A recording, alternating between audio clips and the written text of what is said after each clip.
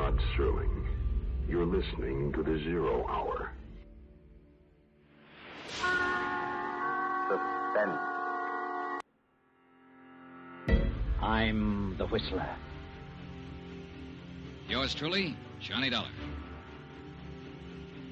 Who is it? The Fat Man. Presents The Man Called X. The Mysterious Traveler. Another journey into the realm of the strange and terrifying. I hope you will enjoy the trip, that it will thrill you a little and chill you a little. So settle back, get a good grip on your nerves. Where are we going? You'll find out when we get there.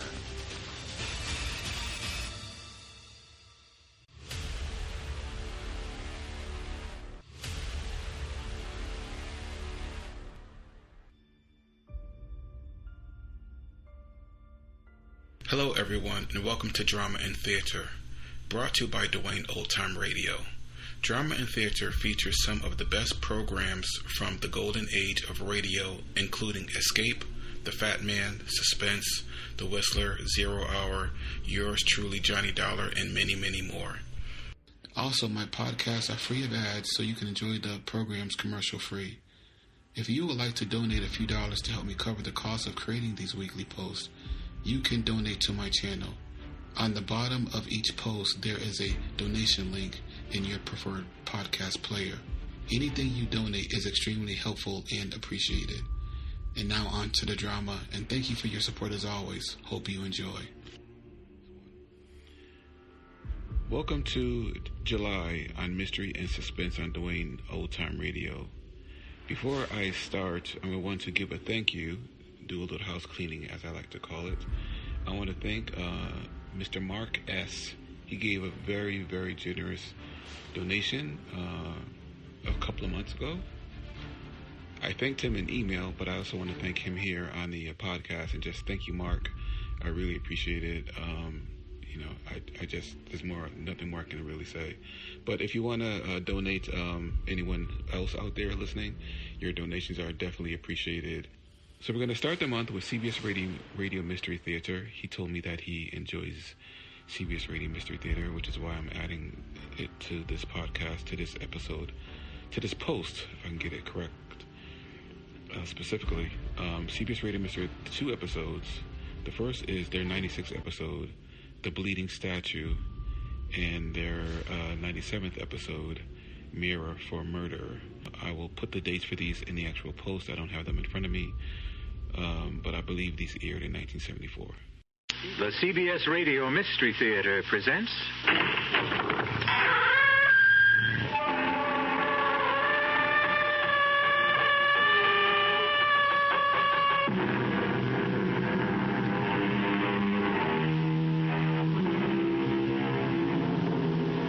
Come in.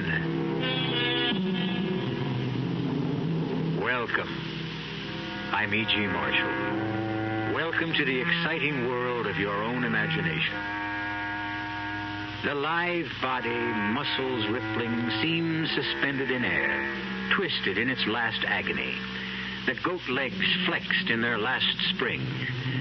The beautiful boy's face transformed by a snarl of agony as the arrow bites through the back flesh to bury itself deep in the heart.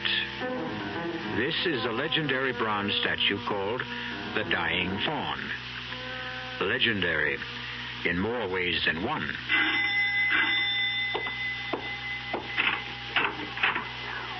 Jameson? Miss Abbott. Not any longer. This is my husband, David Cadelli. How do you do, sir? I've heard so much about you. It's my pleasure, Jameson. Congratulations, Miss Abbott. I mean, Mrs... Time for that afterwards. Are the others here? Mrs. Abbott and Mr. Pierce arrived this afternoon. Are they with him now? No, Miss Sarah. Like you, they were too late. Oh, no. You mean he's dead? It was to be expected. When? The statue started to bleed the night before last.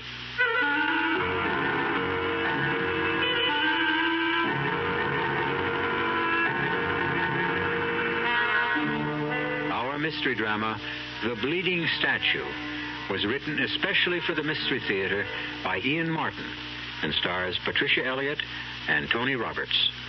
It is sponsored in part by Buick Motor Division and Anheuser-Busch Incorporated, brewers of Budweiser. I'll be back shortly with Act One. Give your hand to a friend. Give your heart to your love. But give your allergy to contact. Allergy is our business, too. We know pollen. And we know that any of the 12,000 quarts of air you breathe each day may contain enough pollen to make your eyes itch, make you sneeze, and drip.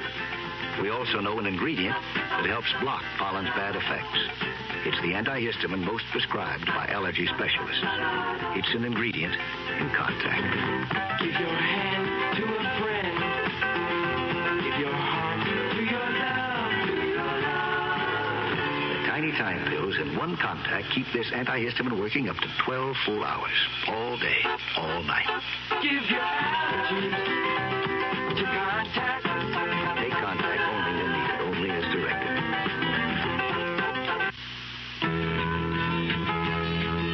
If you love spaghetti like I love spaghetti, I know what you're looking for.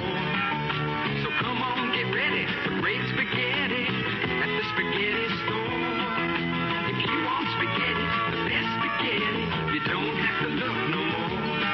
Get your taste buds ready for great spaghetti at the spaghetti store. Here's a riddle for you. What has 6 different kinds of spaghetti? Chicken, mushroom, meat sauce, shrimp, meatballs, or a combination of any of the above? Oh, that's easy. And dinner prices from $2.10 to $2.85. Still easy. And additional selection from ravioli to steak. That's not a riddle, that's a cross-examination. Come on, what's the answer? The spaghetti store. Now, here's one for you. What has blue eyes and a craving for spaghetti? Paul Newman's stomach. No, me, meatball. When you come in, bring your appetite. There's one thing you know for sure. Great spaghetti we've got, and it don't cost a lot at the spaghetti store. 2731 West Northwest Highway. Also Arlington and Fort Worth.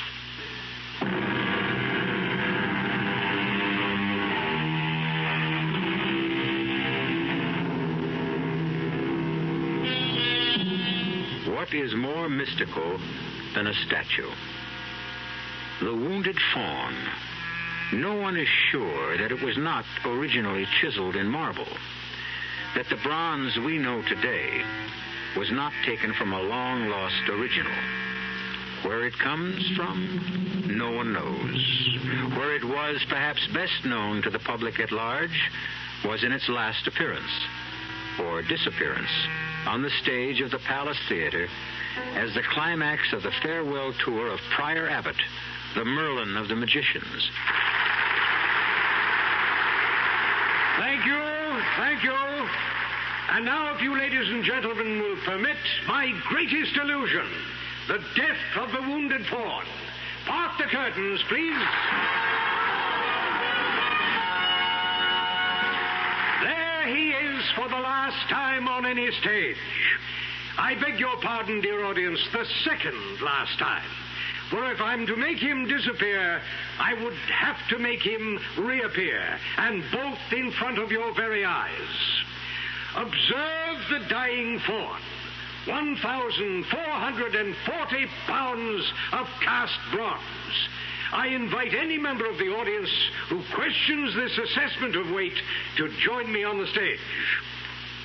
I only wish to know that all of you are ready to believe that this statue does have a life and volition of its own, for it is about to disappear before your very eyes. Concentrate, observe, be aware, and beware.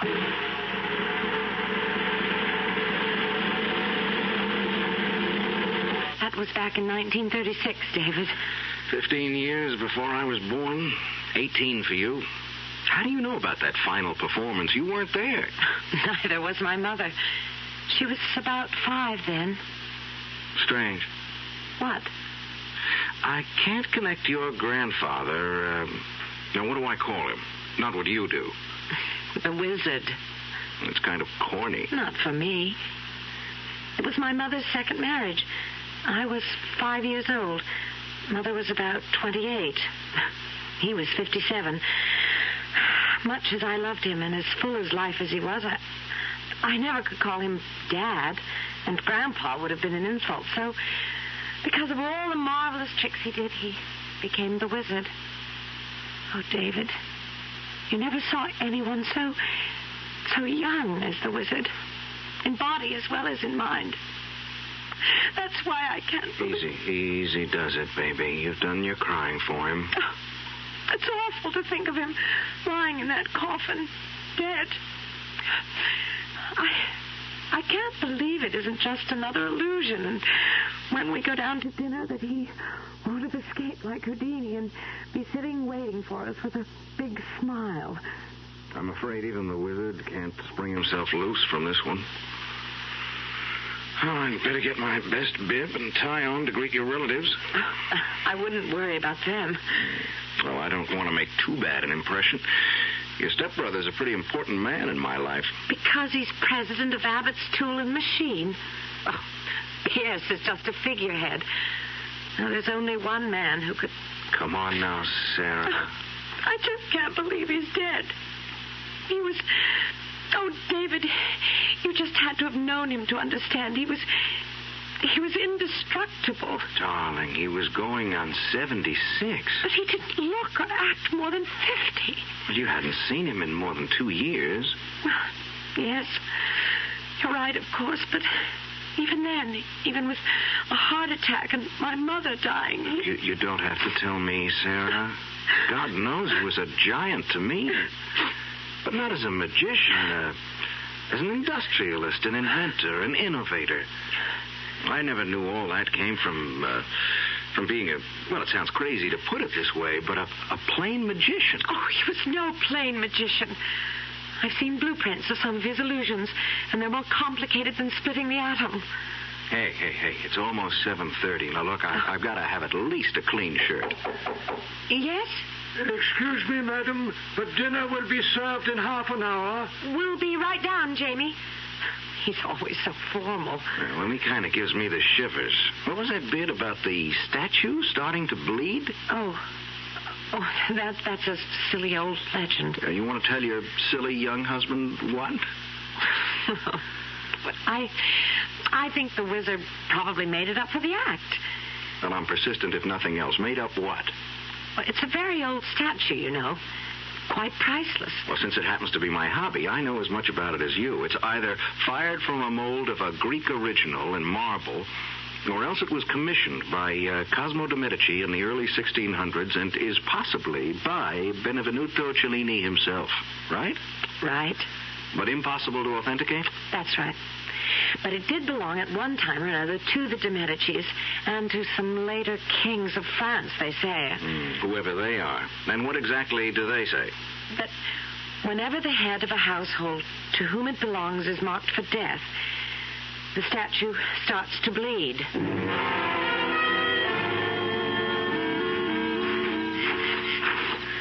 I don't want to be late for dinner. No, we won't be. I just had to see this fabulous statue. Well, there he is. Wow. What a setting. He's magnificent, whoever the sculptor was. He's sad. Poor wounded God. God? Come closer. Look at him. He's not just a faun. He has to be Pan himself. Without the horns. Ageless, deathless. The spirit of youth and life. Just like the wizard. I never thought he could really die. Hush, hush, baby. It's the only thing none of us can sidestep. Hey, where's this blood supposed to come from? From the air wound, of course. Right here? It's between the shoulders? Oh, I suppose. I've never seen it. It's just a story, David. What is it? It's nothing. Let me see your hand. You touched the statue. Look, it's just rust, darling, that's all. Bronze doesn't rust, David. That's blood.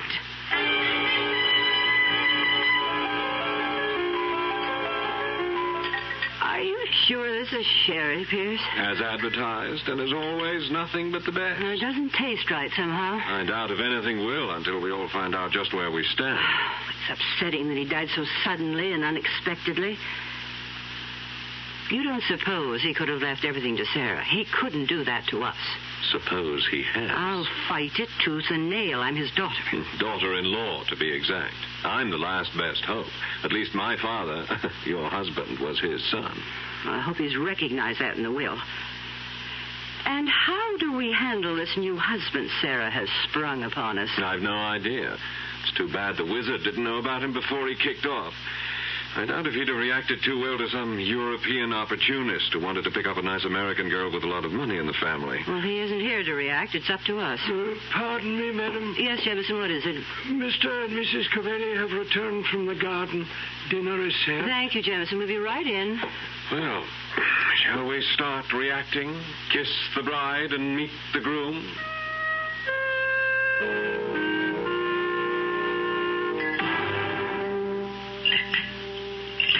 Well, since we all seem to have finished dinner, shall we retire to the drawing room for coffee? And the moment of truth.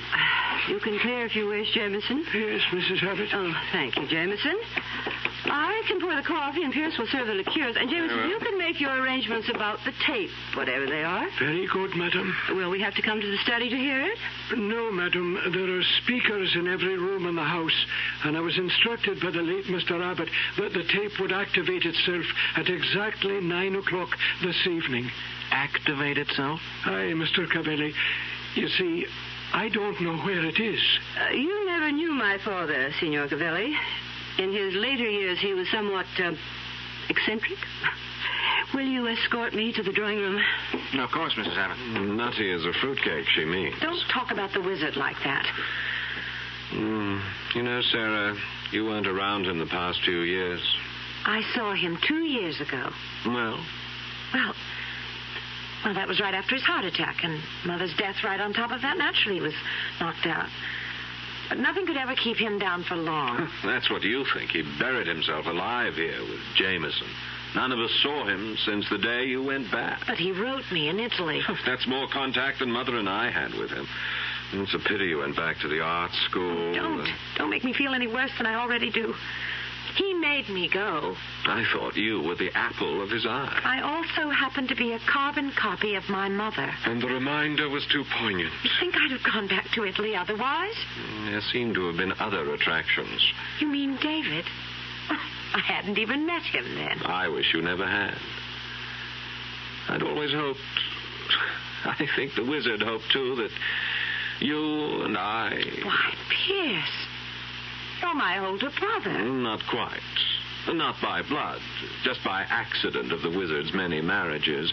Older, yes, guilty as charged. Is 16 years or whatever it is all that important? Oh, come on, Pierce. Oh, it didn't matter a hoot to the wizard and your mother. It was damn near double that with them. It hadn't anything to do with age or family. Just choice. Well, all right. Oh, well, let's go in and... On our way, why didn't you tell me more of the man you did choose? I suppose we really should have had espresso for you, Signor Cavelli. No. Plain American coffee, Mrs. Abbott. Oh, really? I thought all Italians like... Mrs. Abbott, I'm not Italian.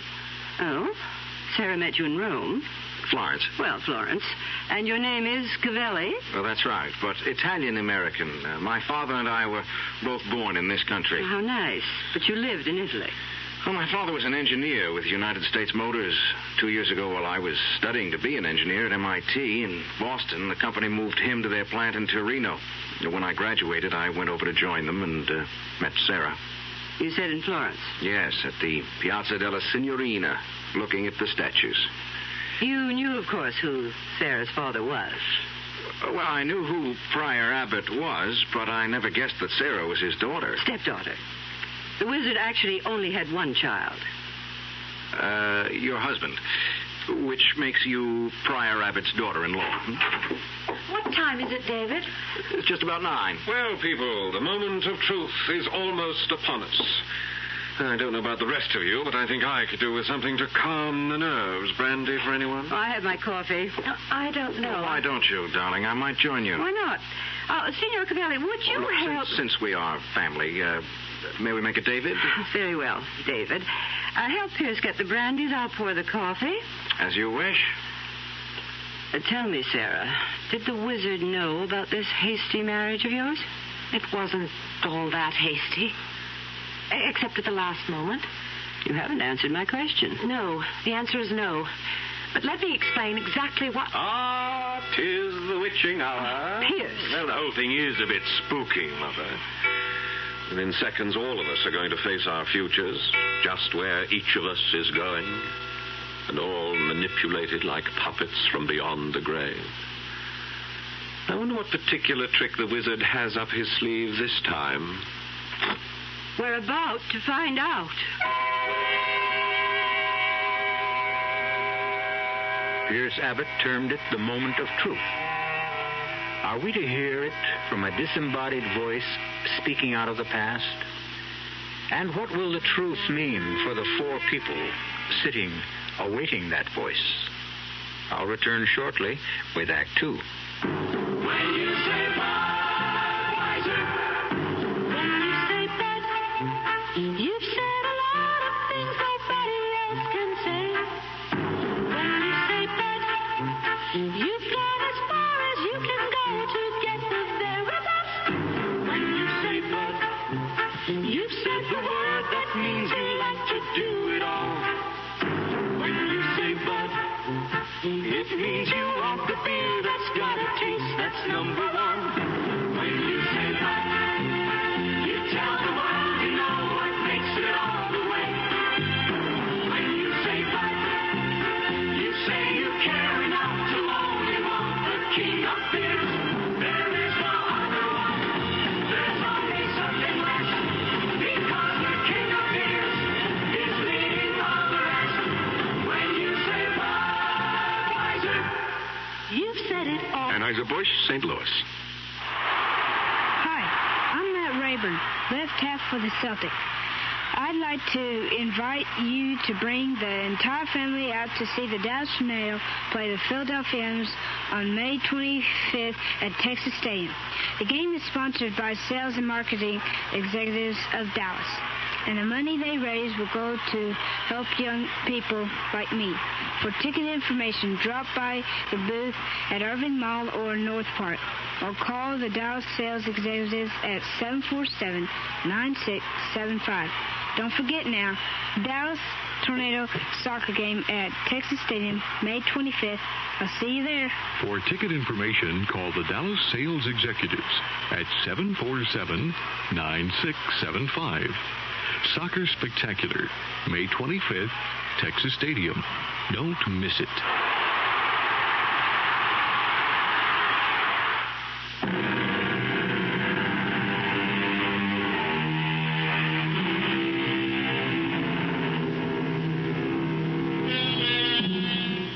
Built in the late 20s, Abbott House is a Gothic castle perched on a promontory that juts out into the mouth of the Connecticut River.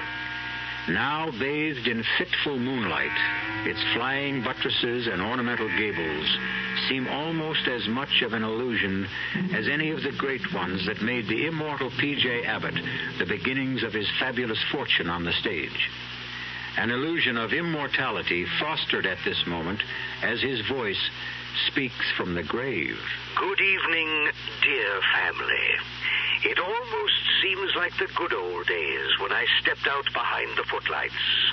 Of course, in those days, I never dreamed that I would one day exercise my powers from beyond the grave. When you hear this, I shall be dead, my will signed, sealed, attested, and delivered to the hands of my attorney. It leaves everything I have completely and totally to my beloved Sarah, without let nor hindrance, now that she is 21 years of age. Everything? How dare he? God, what am I going to do? No, I don't want it all. Subject to these provisions, In the event that my daughter-in-law and her son will sign papers prepared by my attorneys waiving all right or claim to my estate, or legal moves to contest it, they will receive jointly an income yearly till their deaths of what I shall call 30 pieces of silver, the equivalent of $30,000. I further make it a condition that until the will is probated, that all three of you shall stay here at Abbott's house, nor shall any of you leave the grounds for any reason whatsoever. He's crazy. Don't ever say that about the wizard. And just in case any of you question my sanity, my will is attested to by 3 objective psychiatrists who have found me sound of mind.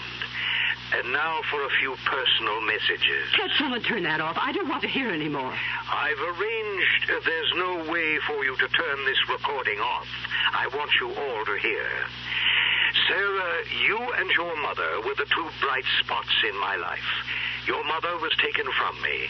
I don't think it was an accident. But I can't prove otherwise. So the best I can do is what I have done. But please, Sarah, whatever the others do, you stay here. For here, I promise you, you are safe. If ever you need help, run to the statue and ask for it. You will find it. A last good night from the wizard, who trusts you and loves no one but you. Insane. Absolutely mad as a hatter. What was all that about Sarah's mother? He's trying to suggest that we had something to do with her death. Oh, Sarah, I hope you don't think... Yes. I don't want to think at all at the moment.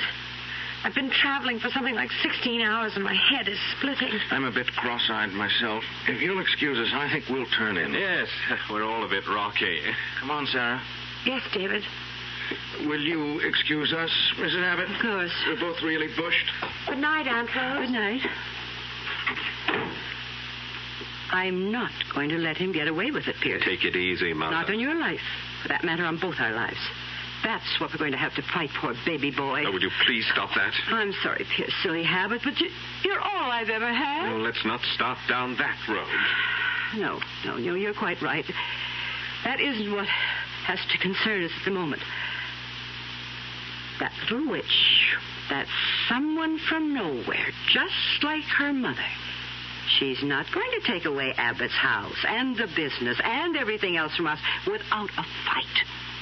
It's ours. Not if the wizard left the will he said he did. Wills can be voided. I wouldn't count on it. I'll take odds his can't be overturned. He's sure to have covered every angle. Except one. What's that? The heir has got to be alive to succeed to the estate.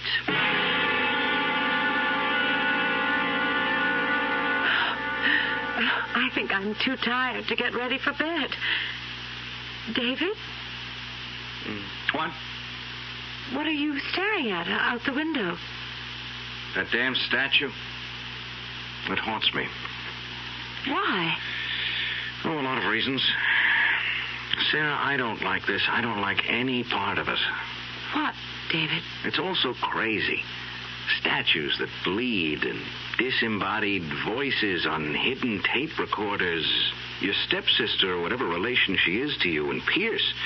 The suggestion that your mother's death was... How did she die, darling? Well, I was away, so I only know what I was told. The wizard had had a heart attack, and she'd been nursing him. She came downstairs and told them that she wanted a breath of air, and she went out... Wait a minute. Who is them? Them... Pierce and Rose and Jameson. Where were they? Rose and Pierce were in the drawing room. Jameson was in the pantry. And none of them followed your mother? Followed her? How did she die? I guess she had a sort of fainting spell. And she fell and hit her head somewhere on the statue. And while she was unconscious, she drowned in that little pool behind the statue. You're sure of that? Well, what else could have happened? There was a coroner's inquest, a lot of newspaper stories, of course. Then what do you make of your father's obvious accusation that they were responsible. I don't know. Maybe they're right.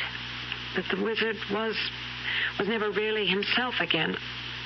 Oh, David, I wish you could have known him. He was marvelous. The most marvelous person I ever knew. Before you. Holy smoke. What is it? The statue, it isn't there anymore. It's gone. What do you mean? Where? Wait a minute. Cloud just drifted across the moon.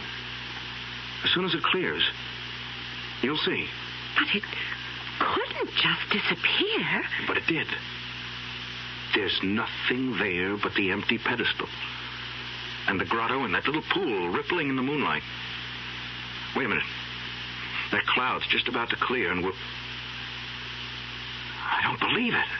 Well, you'll have to. There it is, large as life.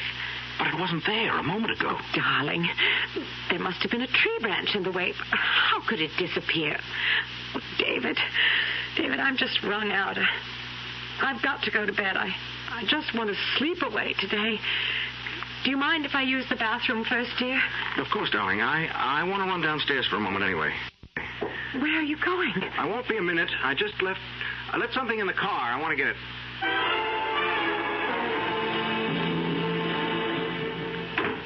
Oh, thank you for bringing me upstairs, Pierce. That's all right. Well, what are we going to do about Sarah? What do you mean? Oh, now, don't play games with me. Are we just going to sit still for her taking over everything? What else can we do? We didn't when we thought it was going to be her mother. Look, we got away with it once. We're not going to get away with it again. We're going to have to. And within the next few days, if we're going to. Not here. We don't have any chance anywhere else. The girl has got to die. What good would that do us?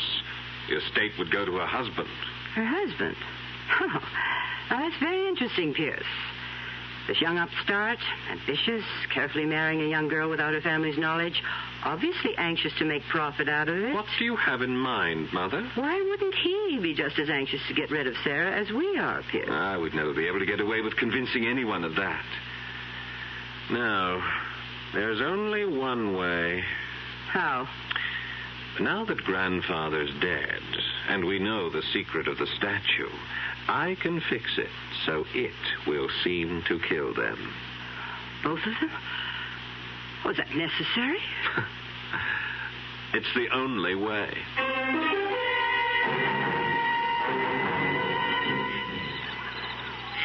There's nothing there now. Heaven knows it seems solid enough. I wonder... Who is that? It's Jameson, sir. Miss Sarah was asking for you. Oh, yeah, sure. I'll be right in. Jameson. Yes, sir? You've been with the family a long time. With Mr. Abbott, I was, sir. Nearly 55 years. I started out with him as an assistant in his magic days. He was about the grand illusionist of all time, I guess. No one better, sir. He was beyond peer. And this statue was one of his better ones, huh? Before it got cemented into place here at Abbott House, that's nearly 40 years ago. But he used to make it disappear right on stage, didn't he? Well, in a manner of speaking. Well, what does that mean? An illusion, don't you see? It never moved. It took 11 tons of mirrors and 14 helpers to make it happen. That was the old days. They won't come again. Magic's all gone. Well, what about the rigmarole of the statue bleeding? That's something else again, sir. That's way out of the past. Well, I don't know. I thought I found blood by the arrow wound earlier tonight. It's dry now. It's been wiped off. I don't know by whom, sir. What should I tell Miss Sarah, sir? You don't have to tell her anything. I'll go in with you.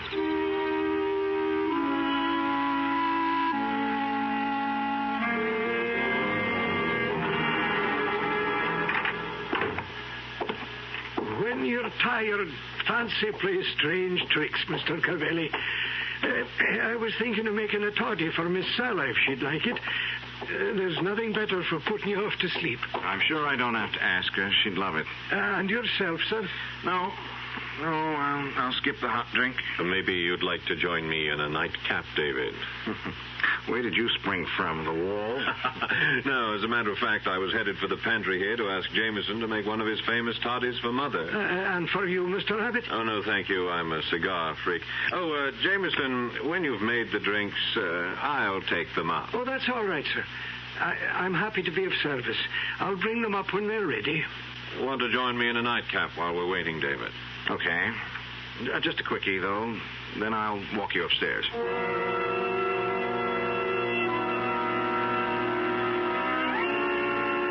Come on, Mother. I took the rest of the powder out of the sleeping pills for Jane. It's right here, Pierce, but how are you going... Sheer luck. Jameson is making a hot toddy for both of you girls. With this, I can fix Sarah's so she'll never wake up. We can't get away with it. Leave it to me. David and I just had a good night drink. I only had some chloral hydrate to slip in that. But he's going to wake up with a large headache tomorrow. Dare we risk it? We have no choice, Mother. We've got to go for broke. If we don't, I'm dead. And as you well know, I'm just selfish enough to make sure that everyone else goes before me.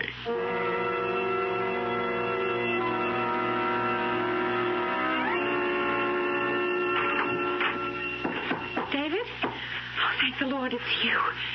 Come here, darling. Quickly. Sarah. Sorry. I don't know. I gotta get to bed. Where is it? I just looked out the window again, and you're right. The statue just isn't there. It's completely disappeared. Statue? Something about statue. Darling, I'm sorry. What's the matter, David? I'm down one drink. I guess I've one drink too many. I'm blind drunk. Oh, I was the one who was sleeping before. Now I'm wide awake, and you're... Jameson, bring you a nice hot toddy. Put you to sleep, like me. David? No, David. Don't leave me alone. I'm scared. David, I don't know what I'm scared of, but I'm scared.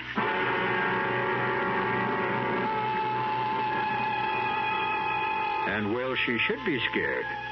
For with David's collapse, the forces of evil, real and unreal, swarm about Sarah, threatening her very life. Perhaps most terrifying of all is the absence of the statue. For with it gone, and David drugged in sleep, where can she run to for sanctuary? I'll return shortly with Act 3. Oh, somebody's been drinking my sugar-free diet 7-Up, and it's all gone. Oh, actually, I saved a little. Oh, a bear! Hiya, Goldie. What's brewing? That's Miss Goldilocks to you. Oh, come on, kid. You mean you don't remember me? The cottage, the 3 chairs, the porridge? Baby bear! In the fur. Been a long time, Goldie. But baby bear... Just call me BB. You drank all the sugar-free diet 7-Up, and I have to conduct another diet drink taste test today. Well, yeah, I saw the sign on the door, a professional taste tester, huh? But how can I conduct my taste test now? Why bother? I tried those other diet drinks, too. You'll notice there's still plenty of them around. Why not ask me? Well, okay, BB. Tell me, why did you drink all the sugar-free diet 7-Up? I like the taste. Light, fresh, natural. Sugar-free diet 7-Up is definitely unbearably delicious. Mm-hmm.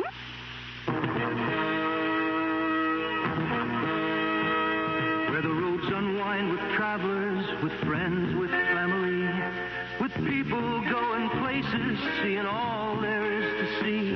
Where the ride is always sure and smooth, you'll find a trusted friend you've always known. It's Firestone. Firestone, Firestone, Firestone. It's a super sale on a super tire, the Strato Streak Super Belt. Your Firestone sale headquarters has the Strato Streak Super Belt for as little as $20.95. Yes, $20.95 plus a $1.88 federal excise tax exchange for the B78 13-size black wall. What a sale. Money stretching prices on a mileage stretching tire. Low sale prices on other sizes and white walls, too. This sale won't last forever, so hurry into Firestone. Convenient terms available. Firestone for great prices on great tires.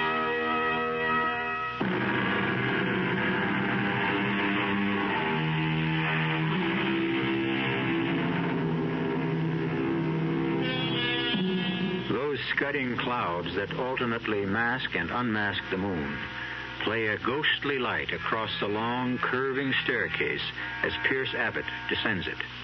The phial of lethal powder spilled from the sleeping pills hidden in his hand. Silently, he crosses to the swinging door of the pantry, edging it open slowly, disappointed to find Jamie facing him. Yes, Mr. Abbott. Oh, just wondering if the drinks were ready to take up. Oh, just have to add the hot water. Anything I can do for you, sir? Oh, yes, Excuse my back, sir. Oh, that's quite all right. Just getting the kettle? That's fine. What did you say before? I wondered what brought you down again, sir. Oh, yes. Anything I can help you with? No, I thought perhaps I might have left my lighter down. Ah, indeed you did. I put it right here on the tray with a glass for your mother. Yes, thanks. Jameson, it's all right. I might as well take this tray up with me. If you wish, sir.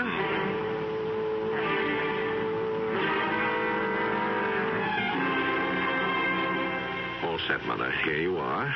What is it? One of Jameson's nice, uncomplicated toddies mixed by his own hand. As of this moment, he's delivering the same to Sarah. The same? He couldn't testify otherwise. His back was turned when I salted it. Is my barbiturate? Enough to kill a gorilla. We can't get away with drowning them the way we did her mother. We won't even try to. No, they'll die quite differently. How?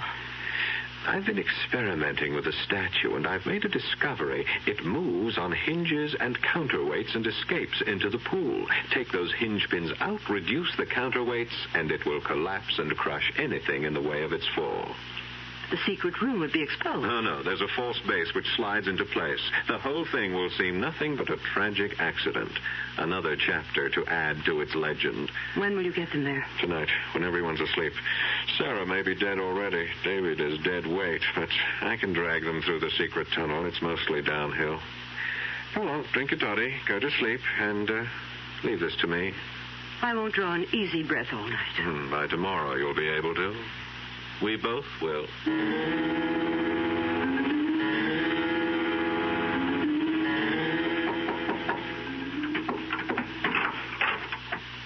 Oh, it's you, Jamie. I thought you might like a little toddy before you turn in, Miss Sarah. The Scottish panacea? Not exactly, but it does make for a long, peaceful sleep. I could use that tonight. Your new husband didn't want any. No, he's sound asleep already. Well, see you tomorrow, Jamie. You'd better, or the old wizard would never forgive me. I only wish he were here.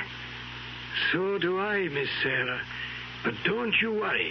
Wherever he is, he's looking out for you. Turn the key in the door after I leave. You'll sleep sounder. Maybe I'll do that.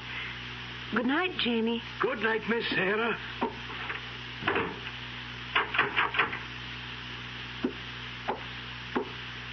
All locked up, Jamie. Aye, Mr. Abbott. And off to bed, then. Aye. Are you off yourself? Hardly keep my eyes open. You've given Miss Abbott her drink, all right? Oh, yes. Did I what?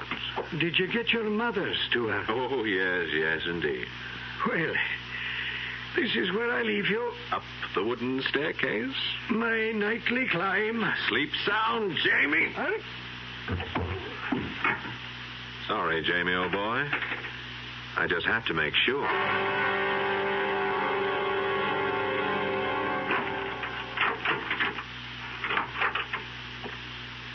What? Who is it? Don't turn on that. Pierce, what are you doing with that pillow? What are you doing awake? Keep away from me. Pierce, keep away. I'll scream. Won't do you any good. There's no one to hear. David! You might as well try to waken the dead. Oh, no. He's not.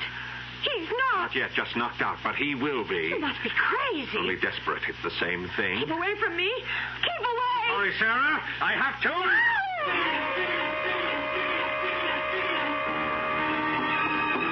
Help me. Someone. Help me. Wizard. Wizard. Help me. Save me. You said to come to the statue. Help me. There's no one to help you anymore, Sarah. No one. It's moving. Help. Help. You're safe, Sarah. Come quickly down into the vault. Wizard. You're alive. Quickly.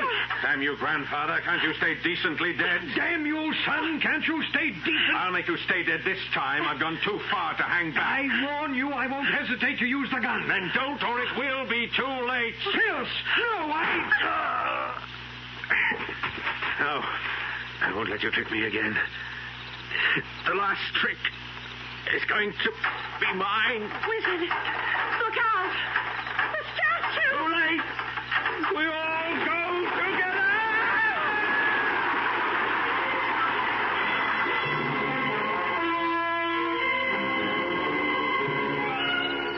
There isn't anything I can do, Sarah. I can't budge it. Oh, my head. Are you all right, darling? I'm still woozy and my head is splitting, but... Oh, here comes Jameson. Jamie, did you get the police? Aye, Miss Sarah. They're on their way on an ambulance. How is Mrs. Abbott? I'm afraid she is... Oh, poor Rose. I wouldn't spare her much sympathy. She only got the drink that was meant for you. Thanks to Jamie. I switched them. Is Mr. Abbott? He's alive. Pierce is dead. Sarah. Yes, Wizard? I'm here. I have a lot. Apologies to make. Don't worry about that now. Police, doctors, they're coming. Too late. No. Look, David, Jamie, if all three of us try, we can... You couldn't move it an inch. I know it well, this old statue. Once I could move it with the flick of my hand. Make it appear, disappear. The magic's gone. This arrow, the wrong end, buried as deep in me as in the old wounded fawn. Things I have to tell you. It's better not to try to talk. Let him, Sarah. He wants to. Jamie, will you tell the most? Jamie, tell him about the last 2 years. After his mother died, Miss Sarah, he was in a bad way. The heart mended physically, but it was still broken. And then he began to think and brood on it. And he was sure that Mr. Pierce or Mrs. Abbott had killed her. But why would they want to... If your father had died, honey, all the money would have gone to your mother. But Mother, or me for that matter, we'd have been willing to share. Well, there was no way you could prove them responsible for Sarah's mother's death? None. And you dreamed up this crazy masquerade just to bring them out in the open? No, I tell them, Jamie. A few months ago, Mr. Abbott discovered he had a carcinoma. The prognosis was very bad. So, since I was scheduled to die, I decided to advance the date a little. He was worried about you, Miss Sarah, and he wanted to protect you. He was afraid of Mrs. Abbott and Mr. Pierce after what happened to your mother. In this house, from his secret vault, there's a system of reflecting mirrors that lets you see what's happening in any room, and equipment to hear. He knew he could protect you here and maybe unmask Mr. Pierce and his mother. Oh, Wizard, I didn't need your money. I couldn't have left it to them. Rest, dear. Please. The ambulance will be here soon. Too late. For me, child. This is my real farewell appearance. Wizard, please. Sing no sad songs for me. I had it all. I leave it all. And I'm glad that in the final grand illusion, my old partner shares it. Funny. The day before you came, I cut my hand on this arrow buried in my chest. It was blood? Signaling the death of the head of the house. Now, Sarah, this statue will never bleed again. We die together, he and I. Now watch. I am about to disappear before your very eyes. Concentrate. Observe. Be aware. And all the rest is silence. The statue, of course, did not disappear. Restored, it still occupies the grotto. Abbott House is a curiosity. Its periscope mirror system, its intricate sound wiring, its secret passages and subterranean vault, a mecca for tourists. And the statue doesn't bleed. Enough blood has been let, one hopes, to still the legend forever. I'll be back shortly. Breakfast in the morning. Kellogg's has that wholesome taste to get you up and grinning. This is Jerry Coffer for Kellogg's Special K. You know, for years we've been talking about the Special K breakfast, a great way to start the day if you have a weight problem. You may have seen or heard our latest commercials, which symbolize the problem of being a few pounds overweight by using this ball and chain. That's the sound effect. But so many people have come to know the Special K breakfast that can help solve weight problems, they sometimes forget that Special K is America's favorite high-protein cereal. It has 8 essential vitamins and iron, and so delicious that lots of folks, kids as well as adults, eat Special K just for the sheer good taste of it. So we don't want you to think that you have to wear a ball and chain to eat Special K. All you need is an appreciation for the finer things of life, a 1-ounce bowl of Special K, 4 ounces of skim milk, tomato juice, coffee, and maybe a little sugar. The Special K breakfast can help you lose weight all by itself, but it really is a good start. I'd like to clear up a little misconception, and to do it, I'm going to take you through a Buick dealership. See, a lot of people are considering the purchase of a small car, but they might not consider coming to a Buick dealer to get it. That's a mistake, because right here are all kinds of small cars, imported and domestic, with 4, 6, and 8-cylinder engines, with 2, 3, or 4 doors. Here's our biggest small car, the mid-size Century. It's pretty luxurious in there, but the size makes it practical, too. This one's our next smallest, Buick Apollo. Under this hood, there's a 6. Pretty handy these days. Yet because Apollo is a Buick, it has qualities you don't often find in cars this size. And this little rascal is Opel, 4 cylinders, and the best-selling car in Germany. You'll know why when you drive it. Well, there you have it. An impressive small car variety under one roof. At your Buick Opel dealer.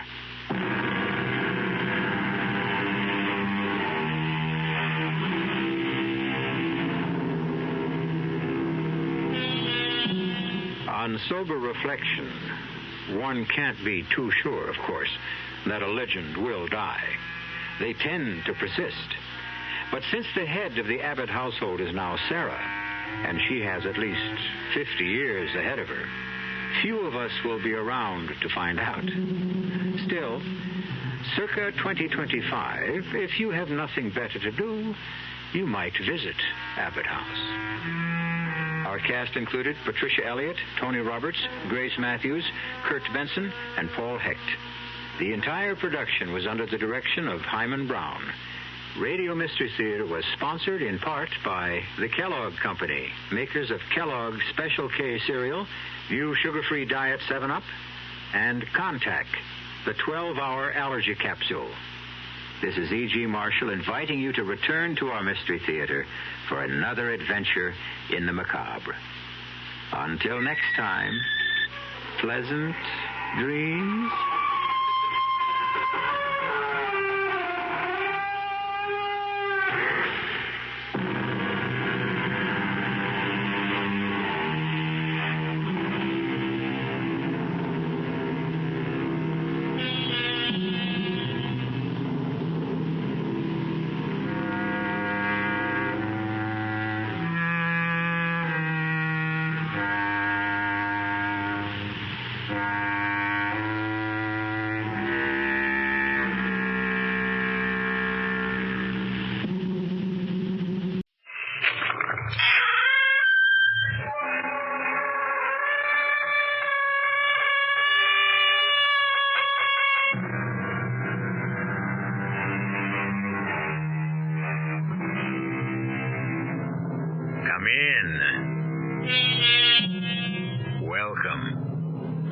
I'm E.G. Marshall. Once again, it's time for that journey through the world's most mysterious landscape, the complex mind of a human being. What does the mirror show you? Does the mirror know more than appears on the surface? How deeply can it probe? Consider a lady named Helen Stewart. Fred! What is it? Tell me, what is it? Look! Look at what? Look at the mirror. What about the mirror? Well, can't you see? I'm not in it. I'm not in the mirror. I've lost my reflection. Fred, do you know what this means? Please, Helen. It means I no longer exist. It means I've disappeared.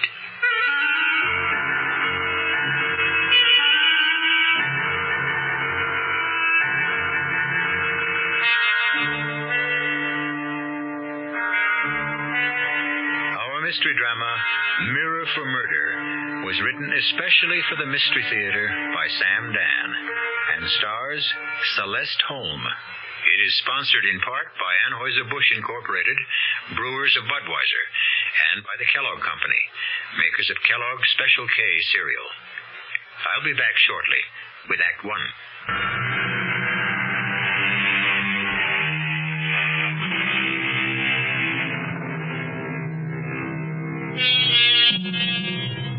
Future historians will look back on our times, and they will, of course, give them a name.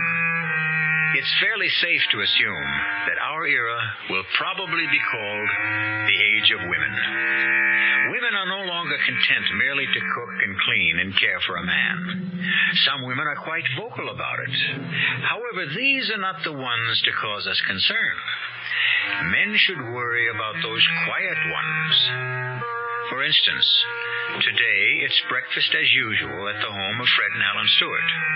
This means that, although it's not even 8 o'clock, Fred has already been on the phone for the better part of an hour. But on this particular morning, quiet, uncomplaining Helen Stewart does something shocking. She suddenly reaches over and, for no apparent reason, disconnects the telephone. Helen, why? Why did you do that? Why did you cut me off? I don't know. But, Helen, you knew that I was talking to Senator Warren. You cut us off. Senator Warren is an old drunk. James J. Warren is the majority leader. Oh, yes, he is. He certainly is. Senator Warren is the majority leader because he makes a great many major leads, especially with his hands under the table when we're out to dinner. What are you talking about? You know, 15 years ago, if I'd told you that, you'd have punched the senator in the nose. Now you look at me and say, what are you talking about? Helen. Oh, Jim. Yeah, cut off, I guess. Certainly, Jim, I'll hold on. Helen, I simply have to talk to the senator before he leaves. You might want to talk to me before I leave, too. Now, what is that supposed to mean? Just what it sounds like. Look, we can't afford an argument just before I go. When can we afford it? Darling, be sensible. The committee's considering the entire budget. You know what's at stake. Of course. And, Jim, yeah, great. Tonight? No trouble at all. I'll be there. You bet. Thanks, Jim. Bye. Am I to assume from that conversation that you won't be home to dinner tonight either? Senator Warren wants me to meet with the Finance Committee people for dinner. I see. Well, they have to be brief. Naturally. I'll try to cut it as short as I can. We have tickets for the opera tonight. Remember? Oh. Well, look, why don't you go, and I could pick you up after. If I'm going to go to places alone, I don't have to be married. Oh, Helen, just as soon as all this pressure is off... Fred, you're having so much trouble trying to fit me into your schedule. What are you doing New Year's Eve? I resent that. Do you? If you didn't want me to go into politics, you should have said so. I don't recall that you ever asked me. Darling, this is the big break. Jim Warren is letting me write this bill. It'll be known as the Stewart Act. It'll revolutionize the concept of education throughout the state. From here, I can run for national office. First the House, then the Senate. Mm-hmm. Yes, well, write me a letter. Let me know how you make out. Well, I want you to help me. Help you? How? Well, just don't add to my... To your problems. Is that what you're trying to say? No. Just be a nice, quiet, obedient little lady. Is that what you mean? Oh, Helen, you can twist the meaning of everything Fred, you say. I'm having a problem. Oh, good Lord. Say 30. Fred, we have to talk about it. Yes, but does it have to be this minute? Well, sometimes you have to sit here and just look at me and talk to me and concentrate on me as if I were a human being worthy of your time and your attention. Helen, you know that I love you. Yeah, but that's not enough. You see, something's happening to me, and I'm frightened. What could be happening? I'm scared. I feel as if I'm disappearing. Disappearing? Yes, disappearing, as if I'm fading away, fading out. What does that mean? As if I've become nothing, nobody. Oh, but that's what. I can prove it.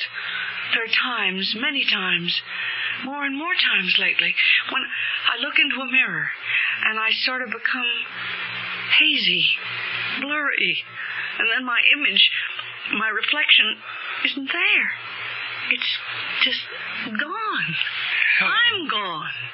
Look, you've got to see Dr. Gordon. Why do you keep sending me to other men, Fred? I know what's happening. I am disappearing. I'm fading out of your life. Now, that is not true. I need you more than ever. For what? We'll talk about it tonight. But you won't be here tonight. Tomorrow morning.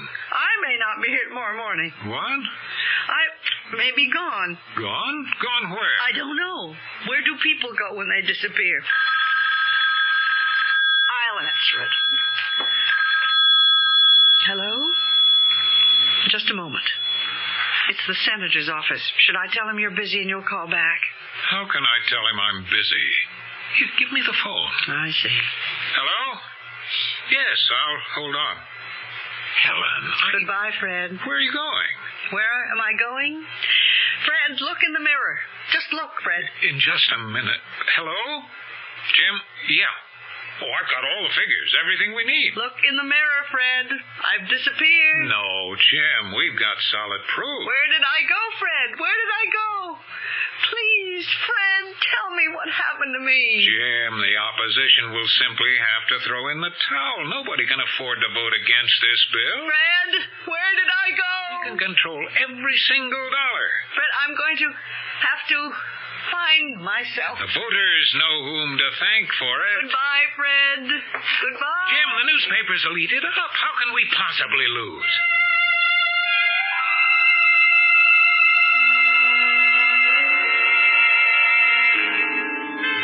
The key to 247, please. Here you are, Miss Craig. How did you enjoy the skiing this morning? Fine, thank you. Planning to stay with us for a while? Well, I know it's quiet here. We're off the beaten tourist path. I'll see. Oh, you have a message, Miss Craig. A message? That's impossible. Impossible? Well, nobody... I don't see how anybody... A gentleman asked for you. For me?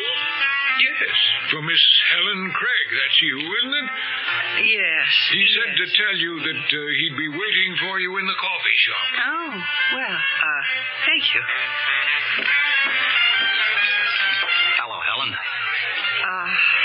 How did you know my name is Helen? Well, I've been waiting for you the past couple of days. I didn't know for sure when you'd show, what name you'd use. So I sneaked a peek at the register. Helen Craig, huh? Well, that's as good a name as any. What do you mean you're waiting for me? I don't know you. Of course not. Let me introduce myself. Mike Perry. Please tell me what this is about, Mr. Perry. You know, I never believed the contact would be a dame. This woman's slip thing, it's running wild. Although, a dame is smart, but Who'd figure it then? You obviously have me mistaken for someone else. There's no mistake. You know it, and I know it. But you're playing it right. Cool, okay. We're ready to deal. Once again, Mr. Perry, there seems to be some mistake. Yeah. See, we gotta set up a meet between you and my boss. He's due in tomorrow. He's got the dough and the details. Mr. Perry, please, excuse me. Sure. I may want to talk to you later. You'll be around, won't you? Mr. Perry, please, whoever you are, do be good enough to excuse me. Just a minute. Who is it? Room service. Well, I'm afraid there's a mistake. I mean, I didn't order anything. Compliments to the house. Oh. Let me set this down. Well, thank you. My name's Farrell. Yes? I've been assigned as your contact. My what? Your contact. What's going on? It's safe to talk. I've checked the room out. There aren't any bugs. I don't understand. So you're Rose Temple. I'm not any Rose Temple. You're mistaken. I'm Helen Craig. Naturally, you wouldn't use your real name, but everybody in the department knows about you, and I consider it a privilege to work with you. Please, let me explain. A mistake has You're been... very unorthodox, but you do get results. Well, what makes you think Simple. We knew you'd be contacted by Mike Perry as soon as you got here. I've had Mike under surveillance every minute. Now, Rose... I'm not Rose. You're absolutely right. You'll have to concentrate on your new identity. I'll call you Helen. How did you do it? How did I do what? Helen, I'm on your side. How did you get them to think you had all those diamonds? Mr. Farrell, there's something very wrong here. Okay. There's certain things I'm not required to know. I was just curious. Mr. Farrell. Did Mike Perry set up the meeting yet? Mr. Farrell. Why don't you call me Jerry? You're making a big mistake. You never relax, do you? Well, that's probably the secret of your success. I simply don't know why you both think... You'll have to tip us off as to where the rendezvous is so we can move in and make the arrest. Oh, sure. I'll do that. Look, what's that? Look. Look at what? The mirror. What about the mirror? Are you okay? Oh, yes. I'm fine. I'm all right. Yeah, well, why don't you get some rest, huh? I'll see you later.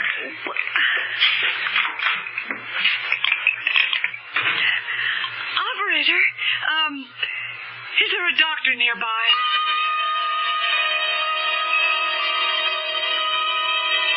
Well, I'm not a psychiatrist. I'm just an ordinary old country doctor, you know. What do you think about the mirror? I mean, the mirror, Dr. Bellows. Now, tell me again. Back at home, you disappeared from the mirror. Right.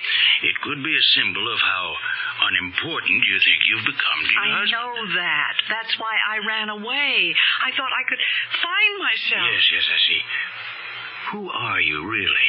Oh, I don't want anyone to know. Well, your husband is probably worried. How worried?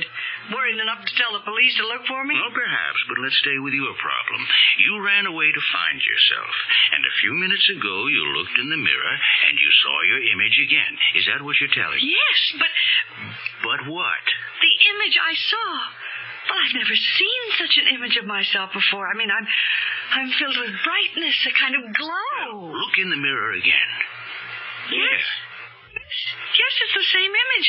It almost hurts my eyes to look. I mean, what does that mean? If that's how you see yourself, then it could mean you've suddenly become important again. I mean, important to someone. Or that I'm having another hallucination. What kind? Oh, Doctor, I'm hallucinating. I must be. That I'm some sort of an agent. An agent? A double agent. What do you mean? That I'm some sort of secret operative, and I'm posing as a member of some powerful gang. I mean, I realize this must sound... No, that's all right. It's all right. Keep talking. It seems I'm here to contact some powerful racketeer, at which time there will be an arrest or a shootout or whatever happens at such a meeting. I don't know. I haven't hallucinated that far yet. And what form does all this take? Well, I've been approached by a man who has identified himself as a member of some gang. And then I've been contacted by someone who's evidently my colleague in a law enforcement agency. Well, does all this happen at night? I mean, could these be dreams? No, it happened less than an hour ago. I actually spoke to the gangster in the coffee shop and to the government agent in my room. Well, then, why do you say these are hallucinations? Well, how could they possibly be anything else?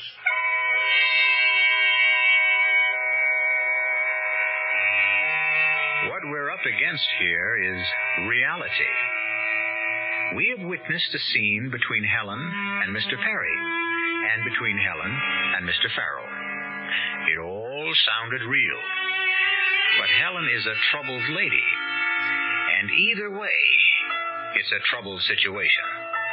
If it's a fantasy, that's one kind of trouble. If it should happen to be real, it's another kind of trouble. However it goes, I'll be back with some answers when I return shortly with Act 2.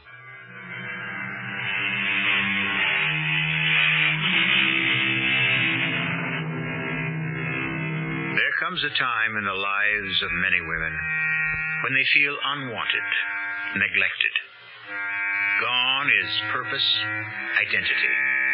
And so they suddenly go out to search for that all-important identity.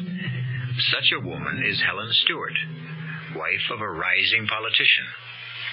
We find her in a remote mountain resort where it seems that two other men have found her as well, a racketeer and a police agent, each of whom thinks she is there for a rendezvous. Or is all this in her mind? Is there really a racketeer? Is there really a police agent? Are you saying, Dr. Bellows, that I'm not hallucinating?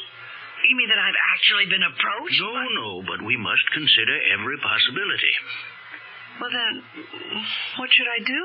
Well, in addition to everything else, Miss, Craig. Well, if you want to use that name, it's all right with me, but you really should tell me who you are. No. Well, now, I can't treat you if you don't trust me. Doctor, you might feel called upon to get in touch with my husband, and I just couldn't stand that. Well, why? If you should be in trouble psychologically, wouldn't you want him to? No. I left him so I could do something for myself. I'm not going to run back to him at the first sign of trouble. Whatever that trouble is. Well, we must find out what the trouble is. First, we must make sure that you are hallucinating. How? Well, now let me see. You've been approached by two men. What are their names? Well, the one who seems to be the gangster calls himself Mike Perry. The other one, Jerry Farrell, claims to be a police agent. He works here as a bellman. Mm-hmm. But how is this... Let's find out who they really are. How? Frank Winslow, who owns the place, is a close friend. I can get the information from him. Doctor, why am I doing this? Those two men, I've never seen them before in my life. Why should I... You've probably seen them before. Where? Oh, in the movies, or at least men who resemble them, and you've projected yourself into a situation. What if I keep hallucinating? What if they approach me again? If they do, it's because you want them to. They help to support your need for importance. But I can't go through life What am I going to do? Now, look, you've already started to do the right thing. You're trying to come to grips with the problem. Now, remember, whatever you do, don't panic. Don't waste your energy. Just be quiet, calm, rational, and everything will be all right.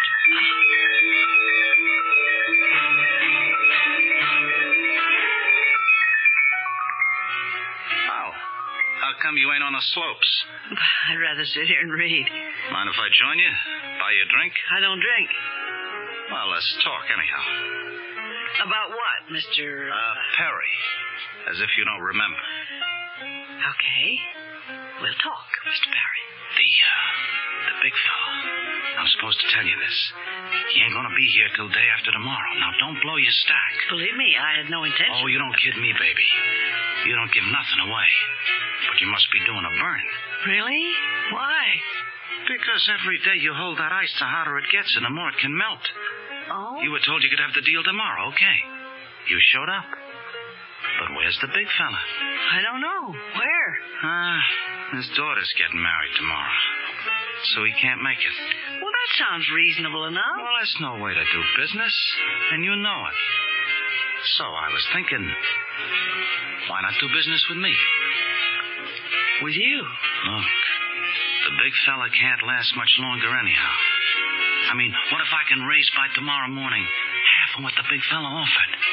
It's less, but you got this one advantage. Yeah? With me, you got a deal. Cash on the line. You're out. You're clean. What do you say?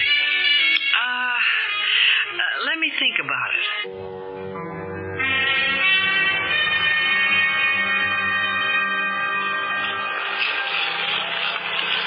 I didn't know you could skate.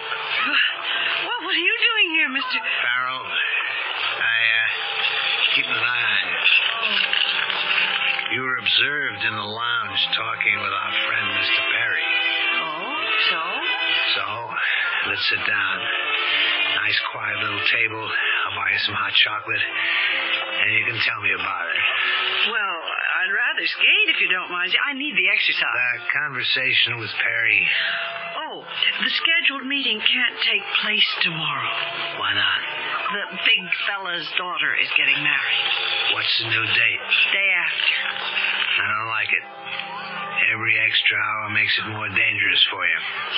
Well, there was an alternate suggestion. Yeah? I could deal directly with Perry. With Perry? He's willing to double-cross the big fella. Oh, so Perry figures to move against his boss. That makes it very rough for you. Why? Did you agree to deal with him? I'm thinking it over, supposedly. Bad. He's given himself away as soon as he realizes you're expendable. What can happen? He'll set up a meeting place. You show up with the diamonds. You get killed. But That's why I have to be there. We have to get Perry first. Oh. Of course, this blows the objective the office had set up to catch the big fella, but we have to save your life, huh?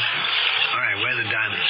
The diamonds? Never mind. It's better if I don't know. But there are no... So Perry's decided to make his move against the big fella at last, huh? I'll have to check back and find out how we're supposed to play this. Meanwhile, you have a weapon I don't know about? A weapon? Yeah. Word is that you never carry a gun. I checked out your luggage, but I can't believe you don't have something on you somewhere. Do you have a gun? No.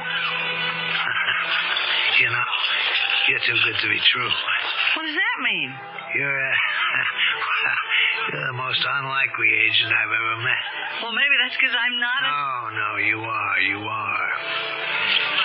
And now I know how you made your reputation. It's that air of innocence, naivete. And that's your strength, your armor. Well, you can get away with that against the upper crust criminals. The what? The upper crust, the gentlemen.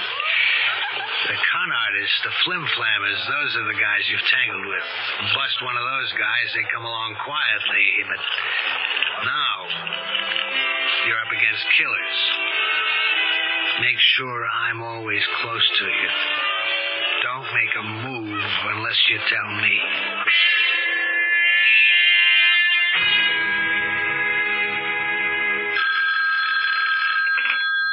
Hello? This is Dr. Bellows. How do you feel? Oh, I've been hallucinating. I think I've just had a discussion with both of those men. The racketeer and the government agent? Yes, Doctor. Mm-hmm. And how did it go? Frightening, as it seems so real. Are you near a mirror? Yes? Look at yourself. All right. What is it? I've never seen myself in such clear outline, such sharp detail. I mean, such brilliant colors. See, you're feeding on your fantasies. I am? These men you're talking to. Yes? Well, I had to go on the basis that anything can be possible until proved otherwise. Doctor, do you mean they can be real? Well, now I don't believe it because I checked up on them. The so-called gangster. Mike Parry. Yes. He's a partner in an export-import company in Philadelphia, a most reputable firm. And the hotel employee... Mr. Farrell. He's He's only been working there for a few weeks, but he has excellent references, recommendations from employers that extend back over 15 years. I see. So now, we can definitely dismiss these as fantasies.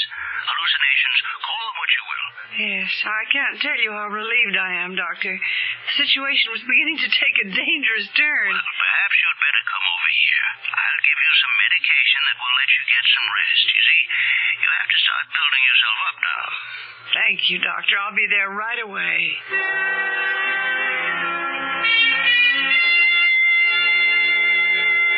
But why, Doctor? Why are they so real? Because, you see, you need them. You need them to restore yourself. Can't you see what's happened? What? Well, you felt as if you had been, wiped out. So you retreated into fantasy to restore yourself. Yes. Well, that's all right for a start, but you will have to accept reality, you know. Huh? Find yourself, your identity in the real world. Yes, I know. Go back to your husband. Oh, I'm not sure I want to.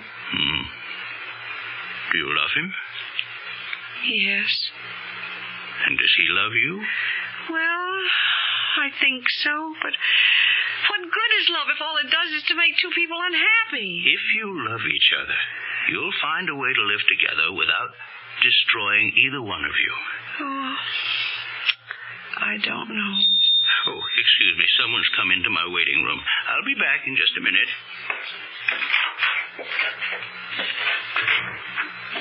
Go back to him? Go back to Fred?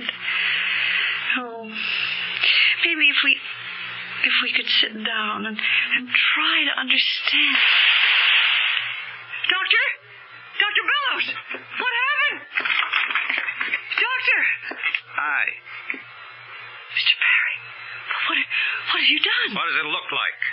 I just knocked off this quack here. That's what I done. Why, Dr. Bellows. Hey, what's with you, kid? You like to talk to stiffs? You killed him?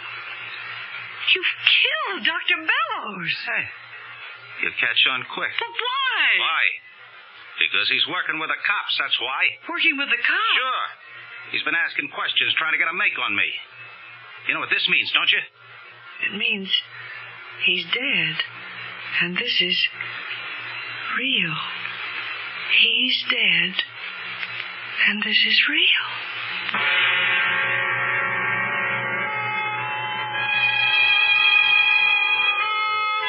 She looks at the dead man lying on the floor, and then she glances in the mirror.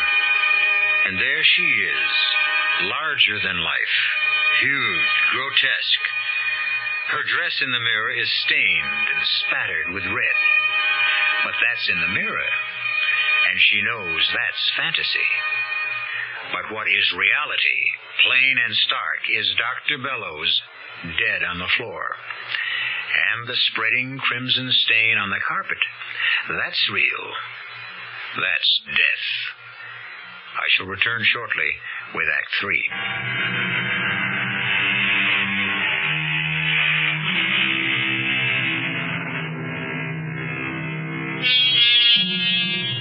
For some, life is an unstable blend of reality and fantasy.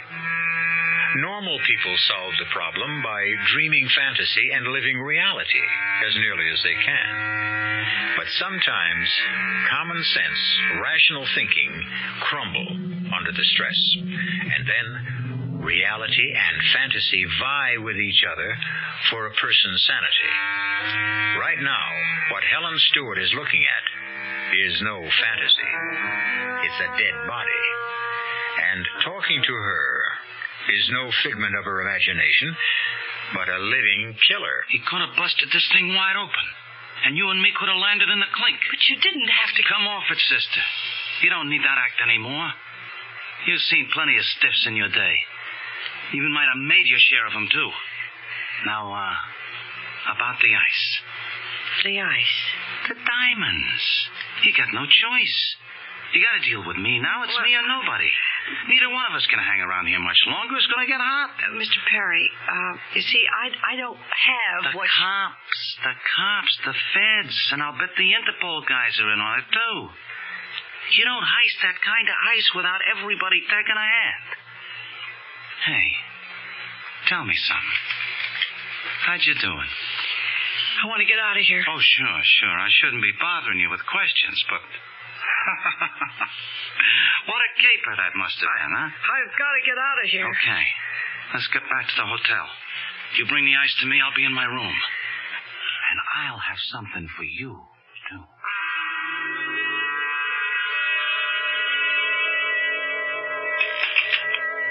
Yes? I'd like to make a local call to Dr. Bellows. Dr. Bellows? Yes, Dr. Bellows. Well, I guess you haven't heard. It only happened a little while ago, but Dr. Bellows is dead. Dead? Yes, he was murdered. Murdered? Yes? Nothing. Nothing at all. Never mind. And it did happen. It's real. I was there. And Mike Perry is a killer. Now I need... Yes? There's a bellman. You know, the man named Farrell? Yes, Jerry Farrell. Yes. That's the one. Could you send him up here right away? Well, I'll try to find him. Please, hurry. It's very, very important. Sure. Oh, miss, I have a call for you. Will you take it? A call for me? Well, who? It's from the hotel here. All right. I'll put it through right now. Hey, you got the ice? Mister, why do you insist? I know for a fact it ain't in your room. Where have you got it stashed, huh? Mr. Perry, I think you ought to know. Baby, I know everything I ought to know. Now you pick up that ice and be in my room with it in a half hour, see? Don't hang up. I've got to tell you. Who's there? Open up. Who is it? Sheriff. The sheriff? Miss Craig, I believe that's how you're registered. Yes, that's my name. Helen Craig. I'm Sheriff Clegg here in Court County. Miss Craig, you have any identification? Oh, what do you mean? Any papers that could prove you're Helen Craig? Well, everybody has papers. Driver's license. I don't drive. Credit card. I always pay cash. And a checkbook with your name? I don't have a checking account. Ma'am, you want me to believe you don't have a single piece of paper with your name on it that could serve as identification? That's right. I don't suppose I have. Where do you live? Where do I live? You're not from around here. You have to live somewhere. Well, I just moved. Where did you live before you moved? It was an apartment. Might I know the address? 278 Northeast 86th Street, New York City. If we checked there, would we ever find a record of your having lived there? Oh, yes, I'm sure. Now, look, I may be a hick constable, man, but I know that New York City streets don't have northeast or northwest. Oh, well, then why? Why are you asking me all these questions? Dr. Paul Bellows was murdered less than an hour ago, and you were the last person to have seen him alive. Me?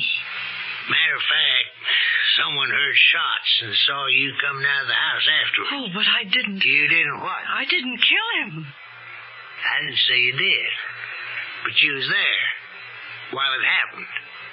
That means you got some explaining to do. Oh, my Lord.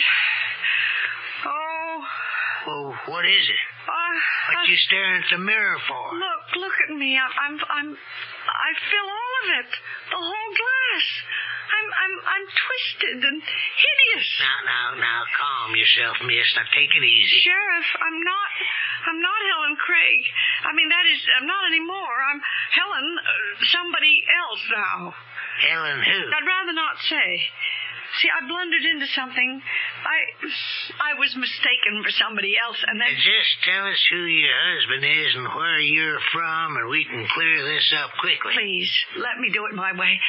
I'm running away from him, and I can't just call on him to help me the first time I get into trouble. But do you have any idea of how much trouble you might be in? Yes, and it could ruin him. So, you see, I'd rather do it my way. What's your way? See, there's a man right here in the hotel. He can clear me. Like you, he's a law enforcement officer. What kind? Well, I gather federal government. A G-man? A T-man? Secret Service? Who? I really don't know, but he could satisfy you and clear me and... Who is he? Let me get there. Sheriff Clegg? Yeah. Who? What's man's name? Farrell. Jerry Farrell. Who found him? I see. Dead.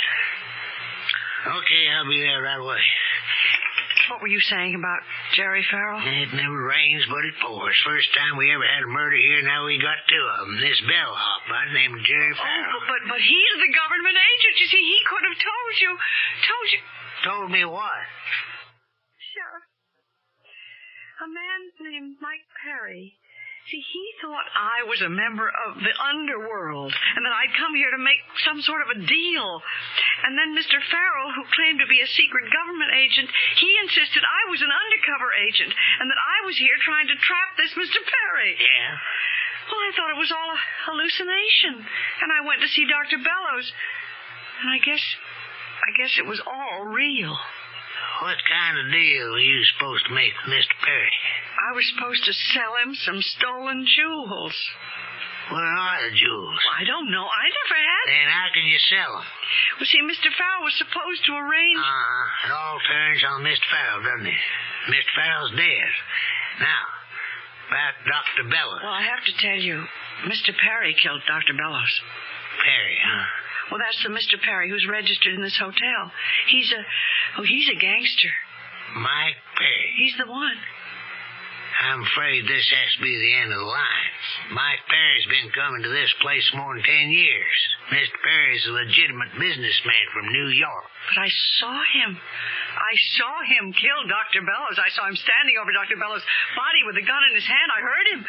And he said he just killed Dr. Bellows. Now, it won't be too bad for you. Well, try to believe me. I don't think it's first degree. That's a help right there. All these hallucinations, you probably got insanity working for you. Oh. Who knows? You could even get off. Oh. Now, you want to tell us who you are? I can't. It'll have to come out. But I just can't. Now, you just better sit there and think about it. If you're trying to protect your husband... It's not that. It's... Sooner or later, we're going to find out who you are. Now, just think about it. Sit here. Yes. I'll be back. And whatever you do, don't try to leave this hotel. Sheriff, am I under arrest? What do you think?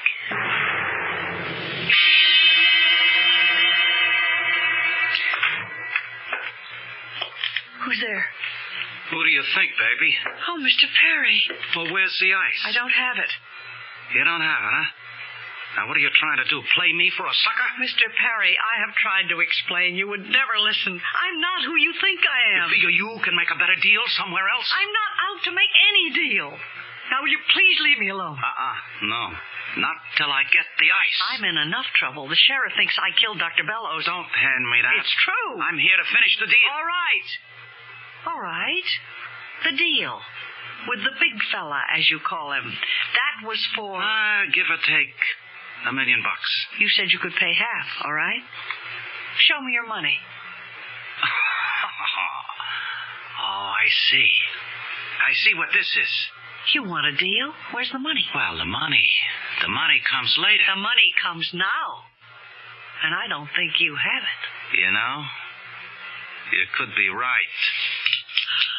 Well, that gun isn't going to help you. Oh, honey, a gun always helps. Shoot, and they'll hear you. Not this time.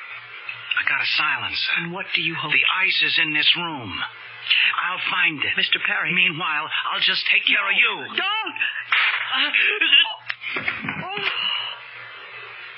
Sheriff.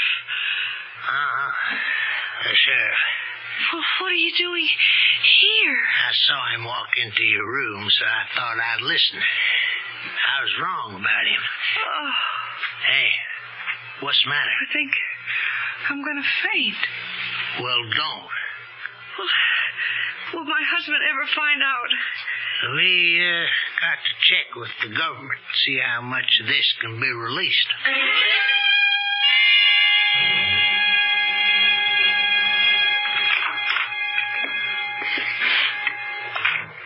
Fred? Helen? Oh, Helen. Oh, hello, Fred. I'll answer it. Hello? Oh, just a minute. It's Senator Warren's office. Oh, that's the call I've been no. Tell them I'm out. Mr. Stewart isn't in right now. Yes, he'll call you back. Goodbye. Where were you? Why? Did you miss me?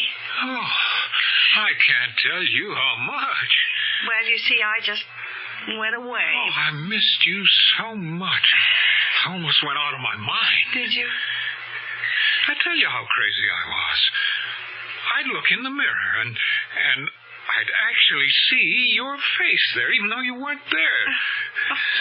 So you see, you were wrong. Your image, your reflection hasn't disappeared.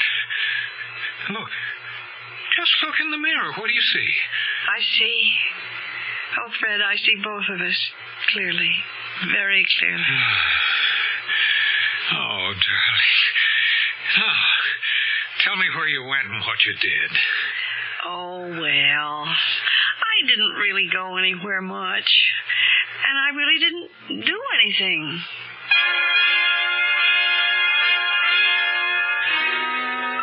It shows you. What's reflected in a mirror anyhow? What's behind the face you see? Next time you notice a quiet, mousy little matron on a plane, a train, or a bus, don't dismiss her out of hand. Don't dismiss us either. I'll be back shortly.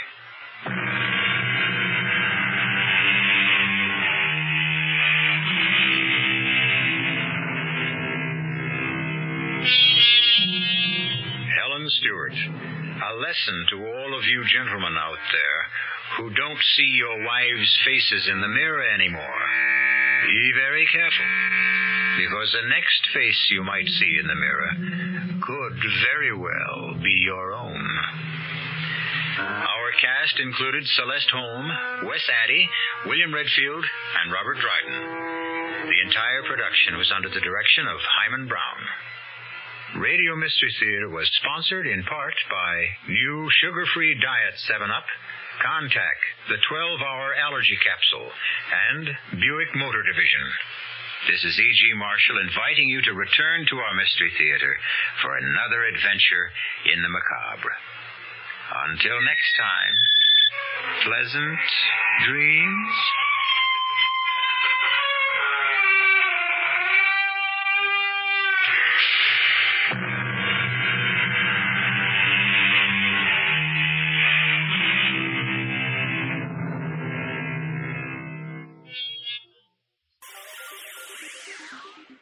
Thank you for listening to and showing your support for my podcast. If you would like to receive notifications of when new episodes are posted, please subscribe to my channel. Subscriptions are 100% free, and they really help me get an idea of how I'm doing. Well, hope you enjoyed, and until next time, stay safe, wish you well, and as always, peace.